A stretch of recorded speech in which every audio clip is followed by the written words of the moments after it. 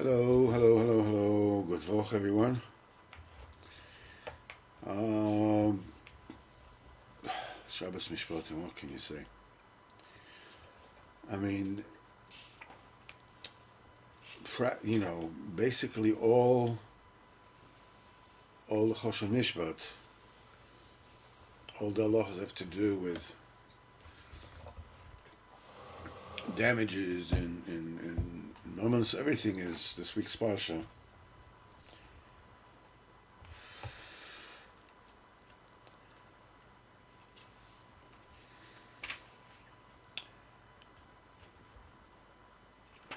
It's a very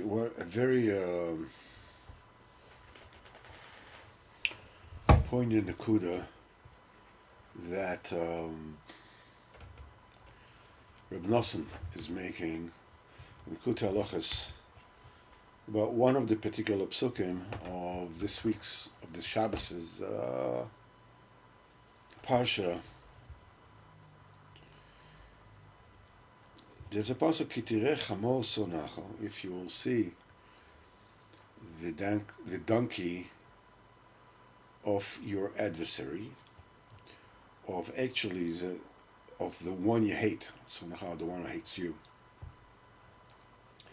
Rovetz tachas masoi, prostrate under his yoke, his load. V'chadalta me'azov loi, and stop ignoring him. Don't not help him. Azov ta'azov imoi. Help him. Help him together with him. So Chazal said, Chazol Sonacha, the donkey of your hater. So She'ora Avera, talking about somebody who didn't Avera. Otherwise, it is forbidden to hate any Jew. You're not allowed to hate a Jew. So who is Sonacha? Who is basically Pipshat? It means you see the donkey of somebody you really don't like, somebody you're in a feud with, and his donkey has crumbled under his load. Don't avert your eyes and make believe that you don't see him, or disregard him, but help him. To put his donkey back on its feet, with the load. So he says as follows. When you see Sonacha, actually Rashi says this is somebody who doesn't Aver. Somebody who doesn't Aver, you're allowed to hate, the Aver that he does. He is under, the people,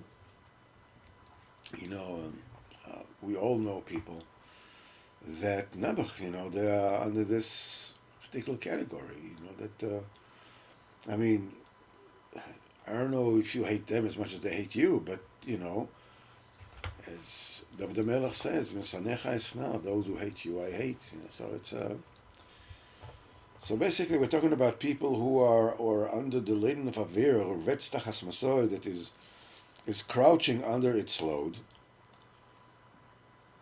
that is very difficult to stand up, to lift it up, because the load that is upon the donkey or upon whatever is too hard for him, too heavy for him.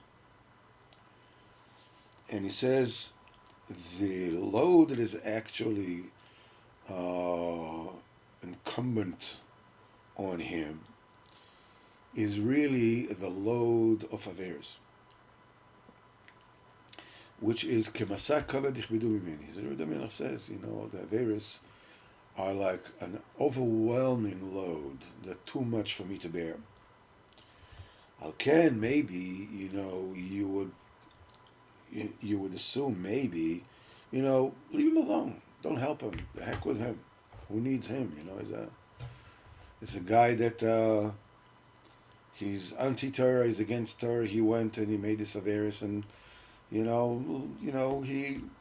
let him eat what he cooked. It says, it'll seem to you that it is very, very difficult to help him extricate himself and lift him up, because of the sheer size of the load of the Averis that is on that person. But Hashem Yisbarach is all merciful. That's why Kodesh Baruch Hu has warned. Ta'azov imoy. Help him together with help. Join him in helping him.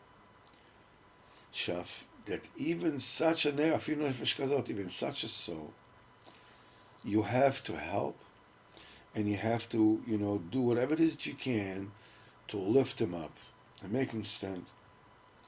Because the tzaddik has such a koyach. The tzaddik has this kind of ability. V'zeu imoy daiko. It says with him. In other words, help him with him. What does it mean, help him with him? Chazal said, Yechol afilu yoshev lo v'amar lo il v'alecha mitzvah. Is it possible that he just set aside, he says, listen, you have the mitzvah to help me, so go ahead and lift the donkey up. I'm going to set aside and hold your coat and cheer you on. He says, no, you just can't do. Talmud Lama imoy. Together, if he's working to get himself up, then help him. It's vaday big mitzvah to help him out. But that big mitzvah to work with him. To elevate and to renew his nefesh. But all this is imoy. All this is together with him. Means that he himself wants, to get up, wants to find his way back. He also wants to work on it, to have rachmanas on himself, and to do his best, whatever it is he can, in order to misaken his nefesh and to rectify his nefesh and to get off this horrendous load of averis. But he can't do it himself. And he's waiting for somebody to help him. Then it's a big mitzvah to help him. Do whatever it is you can to help him out. Because you have koyach, to be mechadash his nefesh. This is only if he himself has a ratzon, has a will. He wants, to be mechadash his nefesh. He wants to get up. He wants to bring himself back on his feet. If he has a really true ratzon for this, he says, but if he just wants to lay back and for you to do all the work, he says, he just wants the tzaddik to do everything for him, and he won't do anything. Peel me a grape, make my bed without disturbing the patient, this kind of thing. Then the tzaddik doesn't have any chiyuv to work with him. Because he can't help him if he doesn't want, if he doesn't want himself to put himself under, to join in on the project and work for himself. As the Rebbe said to somebody, you cannot do anything without me, but I can also not do anything without you. In other words, if you don't do anything, if you don't try to do anything, if you don't want to do anything, of course I cannot do anything for you. A person is a Baal Bechira, a person has a Bechira, has a choice. And it's not possible to elevate him unless he actually wants to be elevated. He wants to be Messiah. He has a certain shtickly service of his own, but he can't. It's too much for him. Then you can help him. Chol afilu yoshev. Is it possible, even if he just sat down, with his hands folded, says, "Go ahead, no, dance." Help me out. No, that is not. This can't work like that. So obviously, for people like us, comes the question: So how much do I need to do in order for the tzaddik to do for me? I mean, how do you gauge if I'm not doing enough? If I am doing enough? The answer is you do as much as you can. Because you have to understand, they, in I think in 12 steps, they say, I think, grant me the serenity to accept the things I cannot change, and the courage to change the things I can, and the wisdom to tell the difference, which is a wonderful sentence.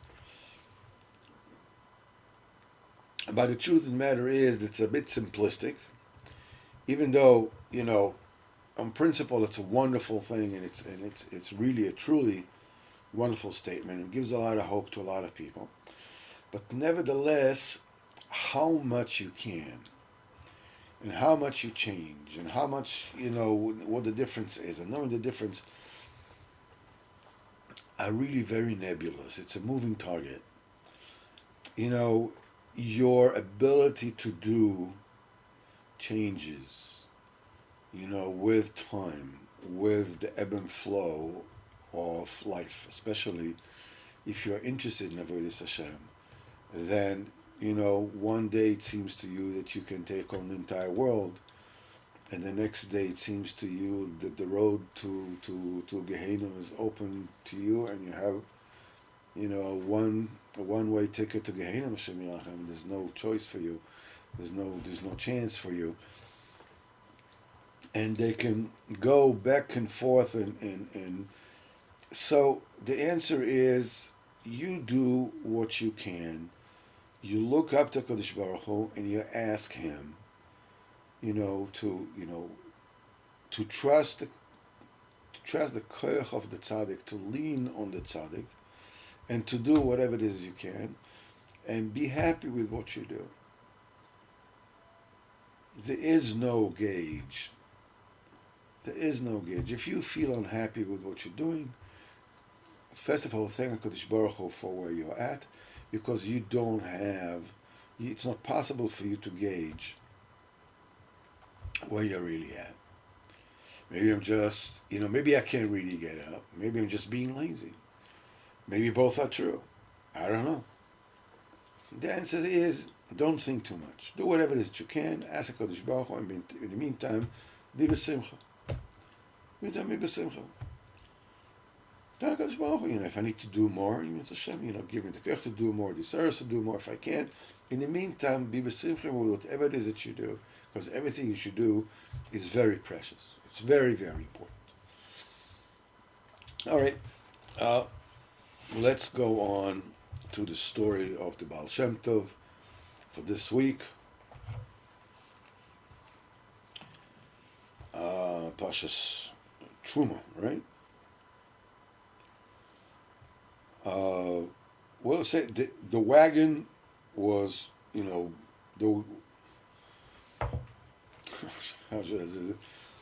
two Chassidim were traveling in a wagon, and the road was very rough. It was like bouncing, but the attention of the two people that were in there, two Chassidim that were in there,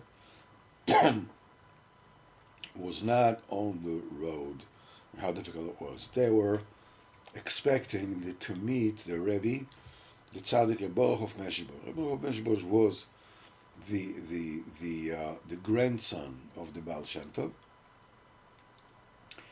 He was the son, one of the two sons of his daughter Odel, the famous Odel, and they all had three children.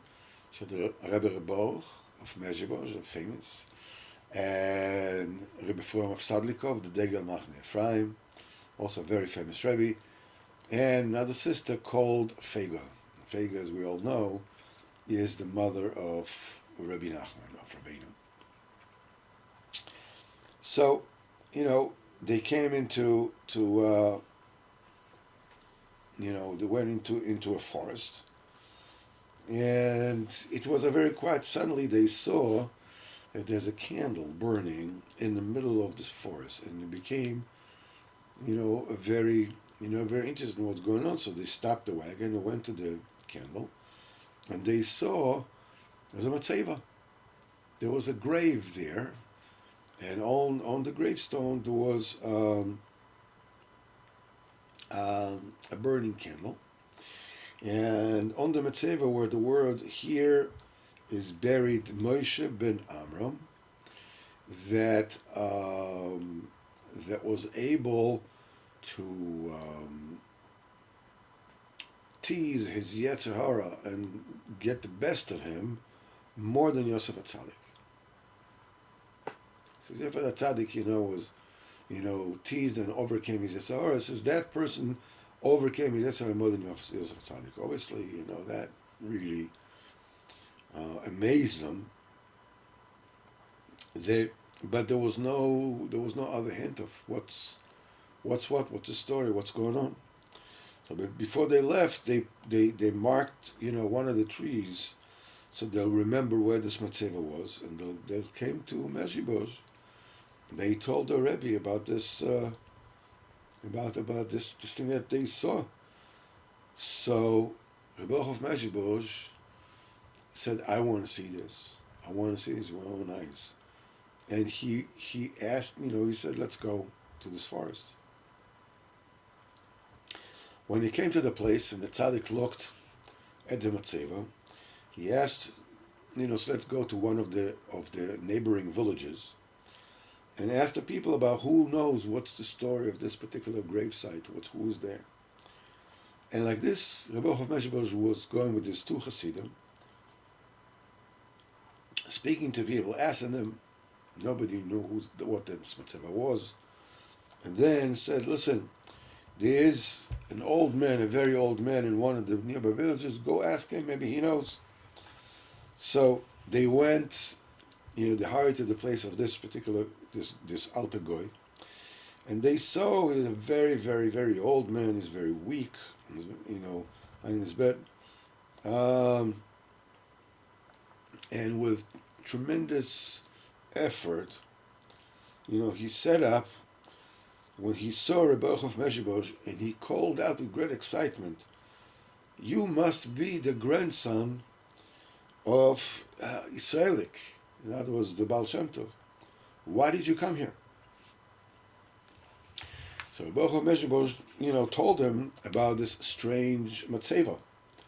So the old man immediately nodded and says, "Yeah, I actually have lived as long as I have lived only to tell the story of this particular matzeva about this Moshe ben Amram that was able to outwit his Yetzer Hara more than Yosef HaTzadik." He started telling him, he says, "Listen, many years ago, there was in the village lived a landowner who was very wealthy, and he used to have all his clothes, tailor-made by a Jewish tailor in a Mezhibosh, in the nearby Mezhibosh. Whenever it is he needed to have alterations, whatever it is, he would ask, the tailor to send over his apprentice, a Jewish boy by the name of Moshe. And he would stay for a day or two in the house of that landowner, and he would do whatever alterations was needed, and then he came back to town. Now that rich landowner, had a single daughter that hasn't found a groom yet.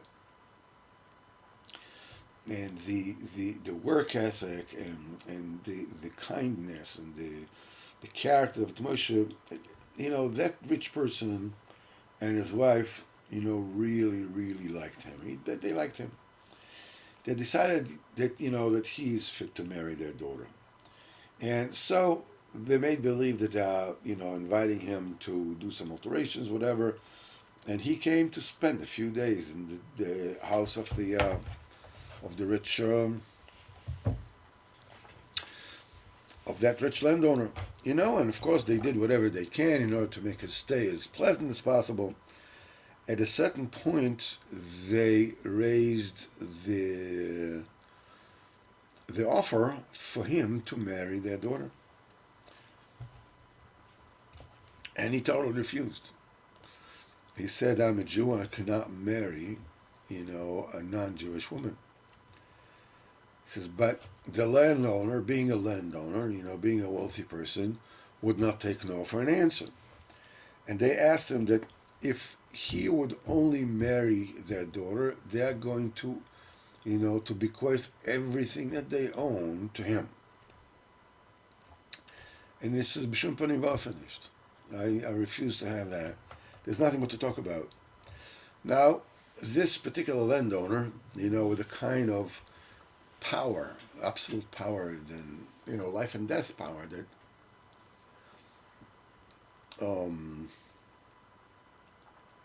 landowners used to have at that period of time, was not really used to people refusing him, especially not Jewish ones. And he locked that young man in a room, and he offered him to think it over, sleep it over. Day passed, 2 days passed. B'shum panim v'ofen, that young man is not willing even to think over. So the daughter was very hurt. The daughter was, what you mean is, they say a woman can take anything but indifference, whatever it is, b'shum panim v'ofen. And she closed herself in a room. She refused to eat. And her situation, her physical state, be worsened by the day. One day, the parents of that young woman noticed that their daughter passed away. She died. Well, you can imagine what they felt right now. All their pain and all their anger now, was directed towards this patient. And they said, our daughter died because of you. They screamed at him. So the landowner says, your punishment will be that you didn't join her when she was alive. You will join her with your death. And he called, some of his thugs, and together they jumped this young man and killed him. And they took his body and they buried him together with the body of the landowner's daughter. While things were going on, the tailor started wondering where on earth is his apprentice.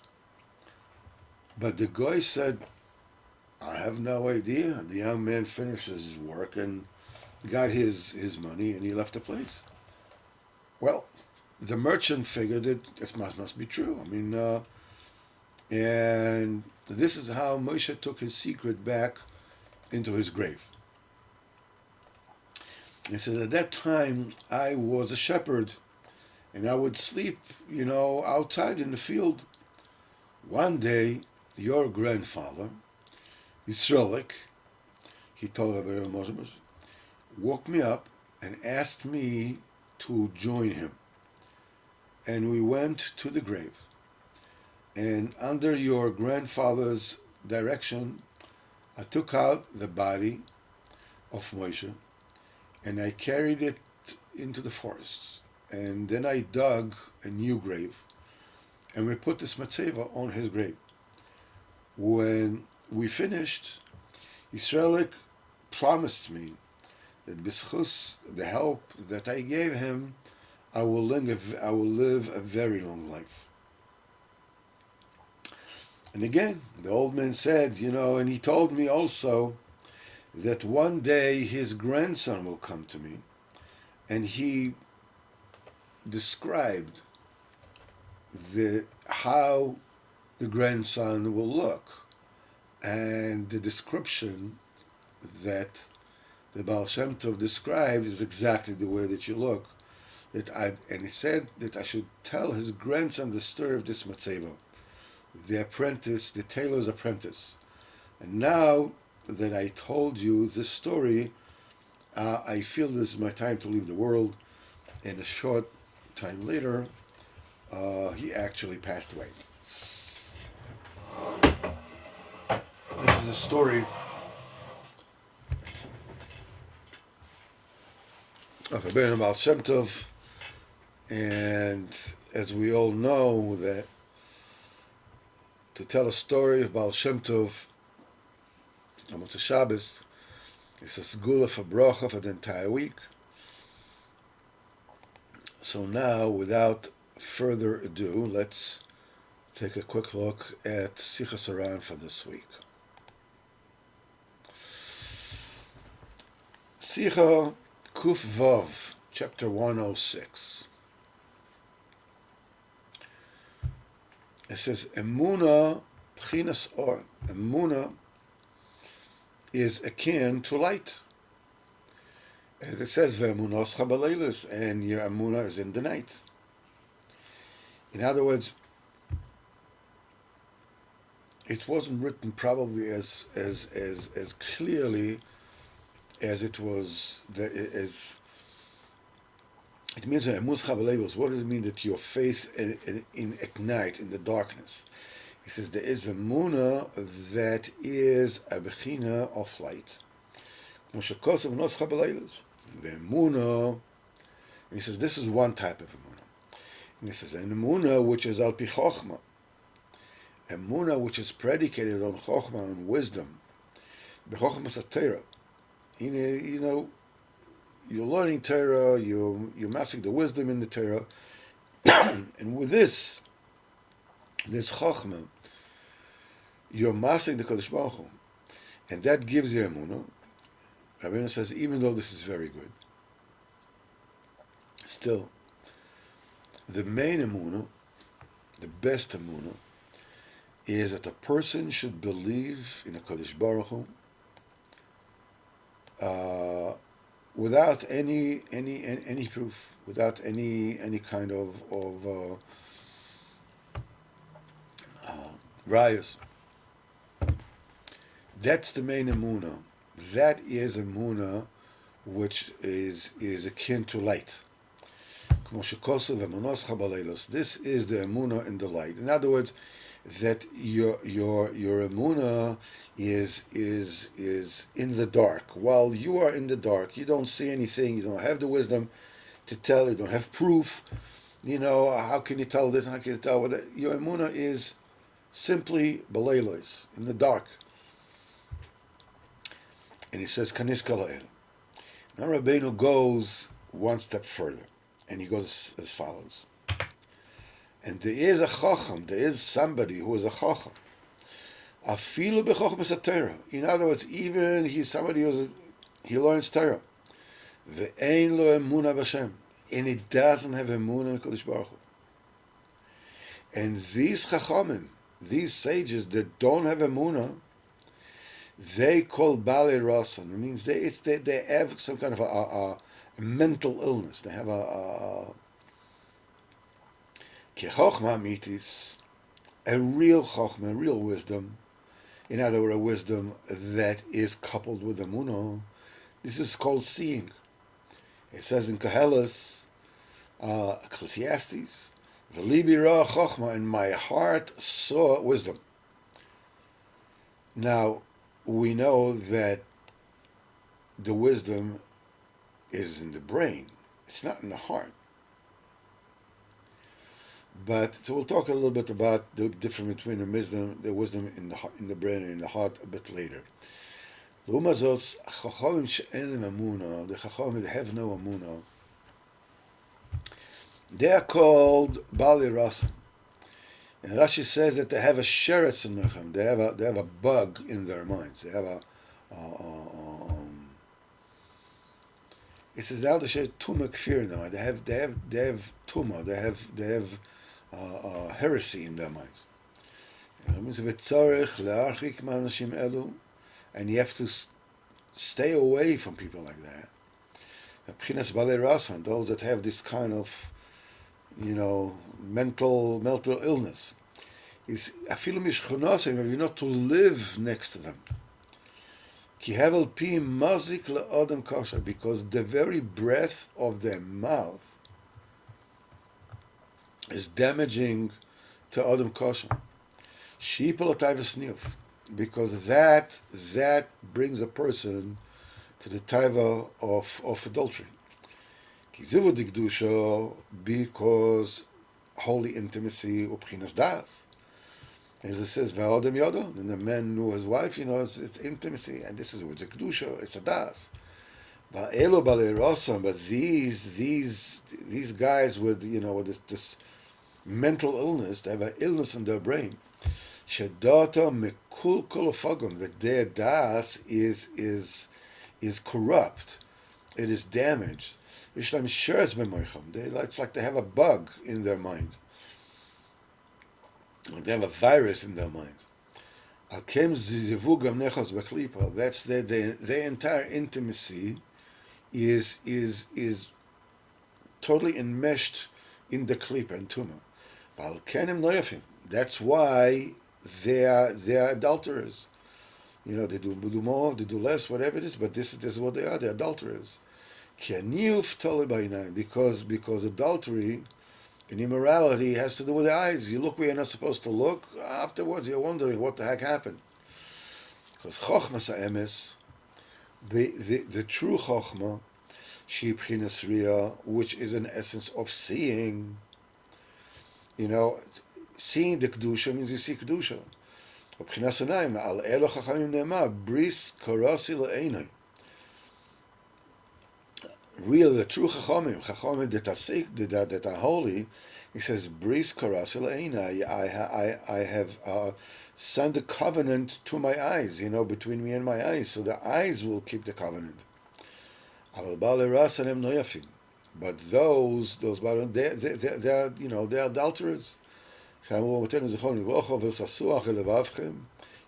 stray after your heart, they are minus. After eyes, that's niyuf. One is the other, the heart and the eyes. Nitzol kaniskanayel. But when the chokhmah is, with the moon and it's predicated on the moon, that saves a person. So here, we're talking basically, the way it seems, about 3 different madrigas. The number one, the top, is to have a munah, which is even without chokhmah. Rabbeinu says that it's very important after you have the emunah to get the chokhmah, to get the das, because a munah that doesn't have a das and chokhmah, connected to it, a person can fall from that, because at a certain point, you lose, that clarity the munah gives you. When a person at the time of nisoyan, as Kodesh Baruch Hu can take away the emunah from a person, and you don't. So a person can rely on his chokhmah, rely on his das, even though right now you don't see. Your heart is like you feel that you're lost in the dark. So sometimes you have the das that you can lean on, because there's oil mazeh, there's oil mabo, or am I crazy? I don't feel it now. Right now, so right now I feel bereft. I feel like I'm lost. I feel that I feel like maybe I lost my emunah. I don't feel like Kodesh Baruch Hu. I have no proof what's going to be, what's going to hear, what I hear, what not. So then you can lean on the das. It says, okay, listen. When I get into the car and I put on a seat belt, what are the chances that I'm going to get into an accident? And what are the chances that the policeman will catch me driving, unbuckled? What? I don't know. 2 parts of 1,000, 2 parts of 1,000,000. I don't know. It's but still I'm buckling up, right? Why take a chance? What am I mean, even if oilam haba with the Kodesh Baruch Hu, whatever it is, it's at the very least it's 50%. At the very least, it's 50%. It's either yes or no. You can lean and says, why should I take chances? That's a das. This is just like you can lean on that at times when the emunah leaves you, sometimes until you get back to your emunah. But the main emunah is you just believe because I believe in the Kodesh Baruch Hu. I believe in Hashem. I talk to Him. Once you believe in Hashem, you talk to Him. You rely on Him, and it's more so when you have, different kind of problems, parnasa problems, whatever it is, and you just lean on Emunah. Well, there's nothing I can do. I don't know. I don't know what's going to be, but I'm going to leave it to Kodesh Baruch Hu. I'm going to leave it to you. And you just wait for Yeshua to come. It comes. It comes beautifully, right on the money, the right time, the right place. The second level is a Emunah that is predicated on Chochmah. You learn Chochmah, you learn different kind of things, and you realize, you come to a maskana that, en achinami, that it makes absolutely no sense that the world should exist without the Kodesh Baruch Hu.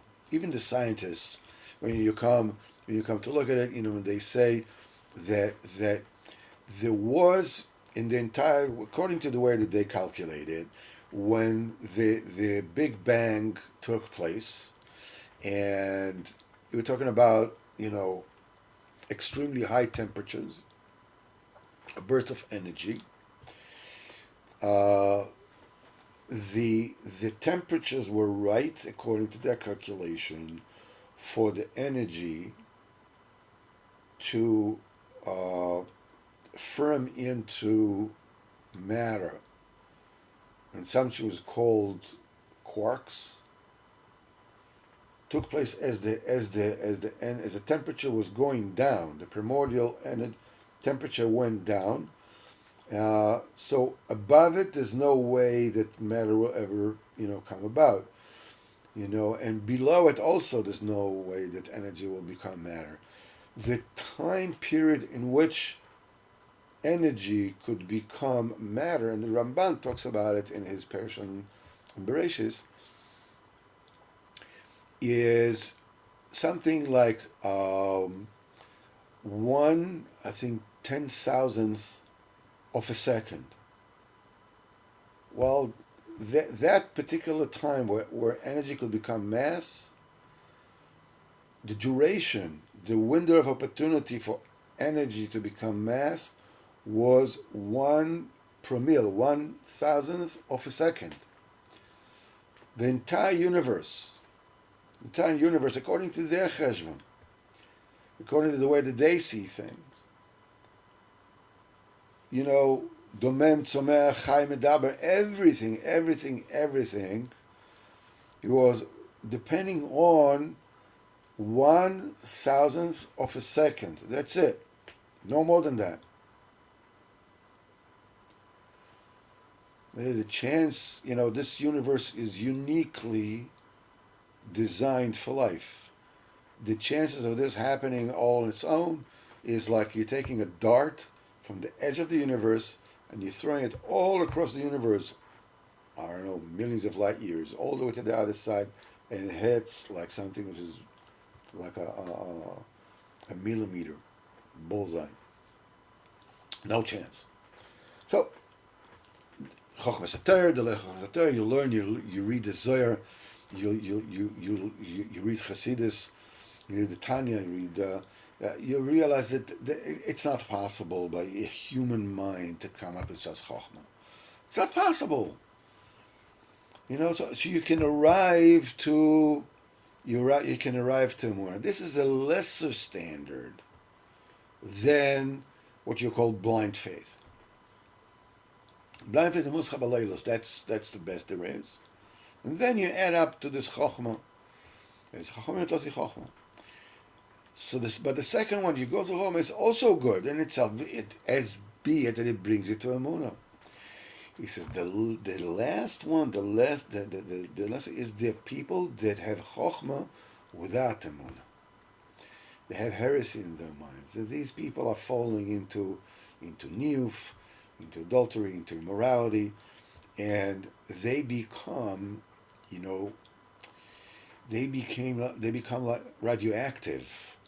Their state of immorality is like you're getting into a subway car with a homeless that hadn't bathed, in I don't know how many years.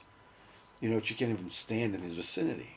So So these people may actually bathe every day and put aftershave and whatever it is and deodorant and everything and smell like a rose, but they are the factory radiates from them.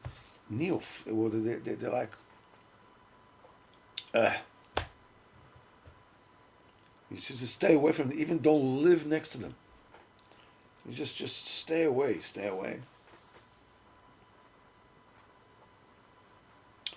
So here we're talking about the people that have a mental illness, mental problem in their minds, and the people that have libi ro'ar bechachma, my heart saw a lot of wisdom. It's a principle that we spoke about quite a few times before, but it's a good thing to mention again. As Rav Chesed used to say, there are a few new faces here. It's definitely something which is worth repeating. A person has a mind and a heart. The mind is a limited instrument. Some people are more intelligent, less intelligent, whatever it is. The mind is capable to figure things out and to know what is right and what is wrong. This is what the mind is made for. The mind can see, the mind can tell right from wrong, the mind can tell you what it learned, that is the right thing to do, what the principles, the bottom line principles behind everything are, and that's it. That's all the mind is capable of. The heart, on the other hand, is the seat of desire, of will, of something maybe it can be desired this way, that way. It has a capacity which is unlimited. The heart has a capacity which is unlimited, because with the emunah, with the eyes you can see whatever the eyes can see, however the distance is. But the heart, the heart can contain, Kodesh Baruch Hu. It's with the emunah can contain Kodesh Baruch Hu. There's no limit to that. The level of Chochmah Bina Das, is the level what the mind is. The level of Emunah is in the Malchus. That's the lowest of all the spheres. Nevertheless, what happens is that the interrelations between the heart and the mind, as we mentioned in the shir in the shul last Thursday, that in Torah Aleph Rabbeinu says that there's a difference, that there's a chokhmah, that you have to look for the wisdom, that you have to look for this in every single thing in the world, and the way to do it is, to place the emunah right before it, and the emunah is your receptacle, that's your receiver, that you receive from the chokhmah, that you are able to get closer to Kodesh Baruch Hu through everything in the world. This is Yaakov, and then Rabbeinu brings Esav. Esav is not interested in the chokhmah. It's not This is leachpotz ksil v'tvuno. A fool is not interested in wisdom. Kim is galosli, but just whatever his heart's desire. That's all he's interested in. So the Bir Likutim is asking a question. Rabbeinu says, there is Malchus de Kedusha that Rabbeinu talks about. Then there's Malchus de Sitra Achra that Rabbeinu is talking about. But there's also Chochmah de Kedusha that Rabbeinu is talking about. Where is Chochmah de Sitra Achra? We know that they're parallel. So where is the Chochmah de Sitra Achra? So the answer is that when a person follows his mind, when a person follows his mind, and the heart is being dragged along, kicking and screaming, because the heart basically is under the authority of the mind to do what is right. Eventually, the heart itself is being, it's changed. It changes, and it becomes what you would call a mindful heart. When the heart is a mindful heart, the heart can perceive things which are way beyond that which the mind can. Because the mind is limited, it's a cold instrument, it's limited. The heart is unlimited. But so when the heart is actually schooled and disciplined, not, it's a wild bronco. When the heart is following the mind, what is right, the heart starts to want only that which the mind says is good. When your heart is subordinate to the mind in such a way, you can get in your heart, you can perceive chokhmah in your heart, which is way beyond the mind. Belev kol chokham lev nosasi chokhmah. Anybody who has already achieved that his heart is a mindful heart, is a minded heart, the chokhmah that gets in his heart is way beyond that which the mind alone can get. In fact, this is what Nevuah is, right? The Nevi'im, that's they saw with the medame of the heart. However, when a person follows his heart, and the heart is the leader, what that does is the mind becomes a hardy mind. What does a hardy mind mean? It means that the mind becomes the lawyer for the heart. The Esav is not interested in Chokhmah. He has Chokhmah Goim Tamin. He has all the intelligence it takes. But he uses intelligence, not really Chokhmah, he just uses intelligence to justify his taivas, his vices, his cravings.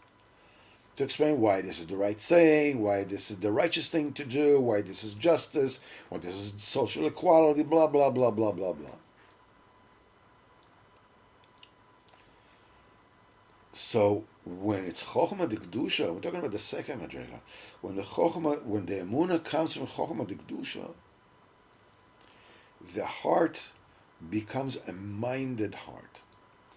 A minded heart is a heart that is open to receive Chokhmah. A heart that wants only that which the mind says is good. And when your heart is like this, even the sky is not the limit.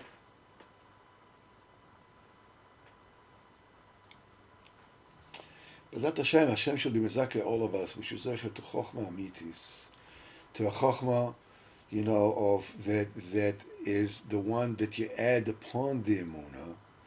The Emunah itself should be we should zeh to Emunah Moscha B'leilos. We believe. We understand. We don't understand. It doesn't matter. Well, what do we understand after all? What do we know? That's bad. Good nicht. Okay, afterwards, you have to learn Torah. You have to learn. When you learn with Emunah, then your heart becomes a minded heart. Then you can really get some things. You can get some things going. That is, the name of the game.